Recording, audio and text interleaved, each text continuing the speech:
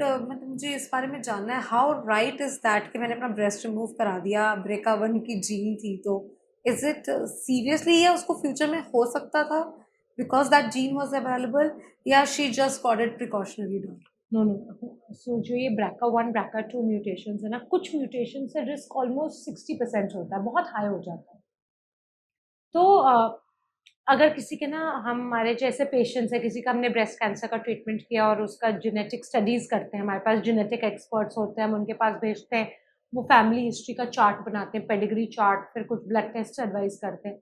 अगर हमने वो टेस्ट किया और उसमें एक जेनेटिक म्यूटेशन आया in one of these common genes, तब हम ऑप्शंस डिस्कस करते हैं पेशेंट के साथ भी और फैमिली मेंबर्स के साथ भी, जो भी फर्स्ट डिग्री रिलेटिव्स हैं, वो भी ब्लड टेस्ट करा सकते हैं टू अंडरस्टैंड देयर रिस्क। जरूरी नहीं है कि हर फैमिली मेंबर को रिस्क हो, बट टेस्टिंग अवेलेबल है, काउंसलिंग अवेलेबल है। एंड अगर आपकी म्यूटेशन आया, तब आपके पास 3 ऑप्शन होते हैं। एक है कि आप प्रोफाइलैक्टिक सर्जरी करा दो, कि आपने breast removal and plastic surgery भी करा सकते हो ताकि पता भी ना चले, that is one option. Second option is कि रूटीन सर्वेलेंस कराओ, कि हर 6 महीने पे टेस्ट कराओ, कम एज पे स्टार्ट कर दो, एंड कुछ कीमो प्रोफाइलैक्सिस, कुछ टैबलेट्स भी हैं। तो वो फिर हम ऑप्शंस, ऐसा नहीं है कि सर्जरी करानी ही पड़ेगी, पर ऑप्शन है। And you just said कि counseling कराओ. So there are any support groups or online, offlines, and how active are those in helping women with breast cancer?